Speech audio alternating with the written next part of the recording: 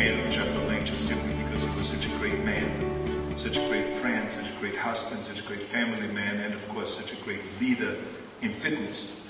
But now, as you just heard earlier, you know, that Jack is now in heaven. And of course, that is going to be very annoying for a lot of people up there. It's not going to be pretty because we know what is going to happen. I mean, he already has told St. Peter that the wake-up call is going to be 6 o'clock in the morning. And there will be push-ups done, thousands of push-ups. And then there will be the juice poured out, and we'll drink some juices, and then there will be protein powders taken, and vitamins, and minerals, and all this, and stretching exercise. And all of those things will be going on, and the people are up there in a state of shock, because they were promised that when they're good and they're being brought to heaven, that they will be able to rest in peace. There will be no peace out there with Jack. There will be no resting. But of course, we all know Jack well enough. They don't know him, but we know well enough. And I, of course, when I've watched this guy over the years, I said to myself, you know, I got to go and check out what his name means. Because Lalanne sounds kind of French, so I went to the French dictionary, and of course I found out that Lalanne means, do some push-ups, you lazy bastards. So I mean, it's just translated. I was studying kind of the origin of everything. But anyway, the bottom line is really is that, you know, Jack, people thought that he just went on the TV show and did his show for 34 years, had the longest show, and promoted fitness and everything was dandy and fine. But the fact of the matter was he also faced a lot of resistance. There were people that doubted all the stuff that he was doing. You know, they thought that they even warned people. They said, when you train with Jack Lalanne, just remember that you can get heart problems, that you could go and become a narcissist, being in front of the mirrors all the time, and you could turn gay, and you even could reduce your sex drive. Of course, if that's true, how do they explain the fact that Charlie Sheen works out every day? I mean, that's So, of course, the stereotypes were all nonsense, and we all know that, and now, of course, they found out that in fact, it helps your heart, it helps your cardiovascular system, that it helps your health and your fitness, and you don't get muscle bound. And now, of course, everywhere in the world there's a gymnasium. He had the first gymnasium, the first health club. Now, because of him, there are health clubs everywhere. Every hotel all over the world has a health club. Every YMCA, every university, every sports team, no matter what sport you do. Every high school, every military base, every fire station, every police station, it doesn't matter where you go, there is a health club. And it all started with Jack Lalanne. So he was absolutely extraordinary. And I know that Elaine, you and him worked together on many of those kind of things. I think that he was so inspirational. If you just think about it, at the age of 41, just to give you some of the ideas of what he did, and a lot of you know already about those things, but with the age of 41 to go and swim across the San Francisco Bay, handcuffed. Now, I don't know what the handcuffs are all about, because everything that he has always done was in handcuffs. So when you come out, maybe you can explain that to the audience a little bit better than I can. But the bottom line is then, he goes and does 1,033 push-ups in 23 minutes on TV in front of an audience. I mean, when we know that most of us cannot even do 23 push-ups in 1,033 minutes.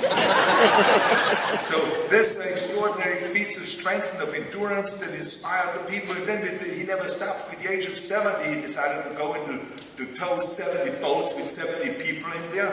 And to do that for an hour and a half at the Long Beach Harbor. I mean, that is absolutely incredible.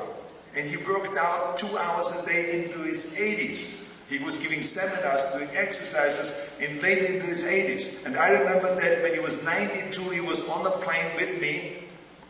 And he said out of nowhere, when we went to a fitness event, he said, I feel a little stiff today. You know, he moved around all the time.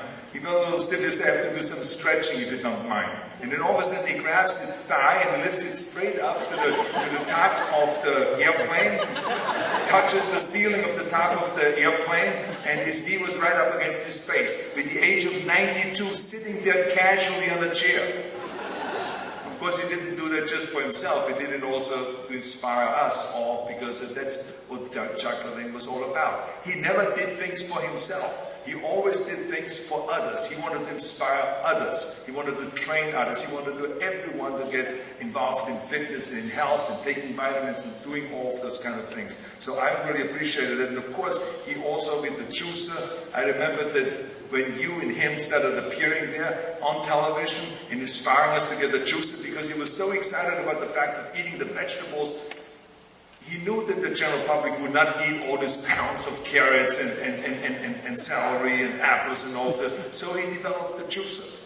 But not just a little juicer, but a monster juicer. And there he was, in the evening when I watched television, to throw in apples and oranges and salad and grass and carrots and ginger and tomatoes. I said, very soon he's going to throw in some rocks just to show that you can get the juice out of a rock. I mean, it was insane. Yes. Of how involved he was and how he inspired us all. And then of course his lines, let's be honest, those are the classic lines. I mean, the waistline is your lifeline. I love that line.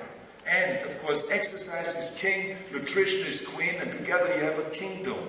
Those are the kind of things that he would say. Or 10 seconds on the lips and a lifetime on your hips. Of course, that makes you think right away twice about eating something sweet. But he had that magic. I can't die, he said. I can't die because it will ruin my image. I mean, what a fantastic line. Those, of course, are the things that went all over the media and all over the newspapers around the world.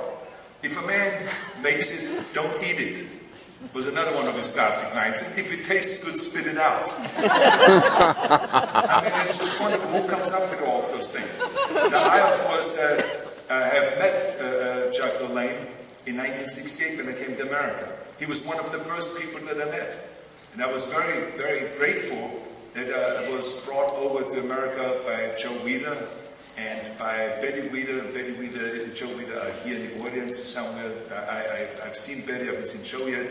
But because of them bringing me over here, I then got to meet Jacques Lalanne. And it was down on Venice Beach. And he came up and he started talking to me. He was very, very friendly. And he says, come on, let's work out together. It's so much fun. Boy, I regretted that. Because I said, oh yeah, and then Franco was with me, I remember, and he said, okay, let's do chin-ups, and then we do some dips, and then we do some push-ups, and then we do some leg raises, and then we go back to do chin-ups, and do some push-ups, and then we went around like that. Around for 30 minutes we did that without stopping, and then all of a sudden I got so pumped up I couldn't move anymore. And Jacques Lalanne, of course, said, come on boys, let's keep going, isn't that fun, don't we have a great time? And he kept doing that for another hour, never stopped. That's why I said to Frank, I turned to him, I said, this guy is a machine. Little did I know that down the line I will be playing a machine, but he is a real machine. Oh. Jacques Lalanne was a real machine. I said, this guy is a monster. Look at that energy he has, the strength he has, he never stops. He just keeps going and going and going with the exercising. And the other thing that was so amazing was that he was so generous. When I became chairman of the President's Council on Fitness, I called him and I said, Jack, I need your help.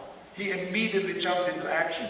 Also, when I was with the Governor's Council on Fitness, he immediately jumped into action. And we traveled around the country promoting fitness. He said, you're going to carve it out. You're going to take care of the young people. I'm going to take care of the retired people, of the older people. And we're going to pump them all up. And so we crisscrossed the United States and were promoting health and fitness. So he was so generous always with his time and always, of course, was so humorous. So I loved him, and he has been such an extraordinary leader. We in the world have seen great leaders.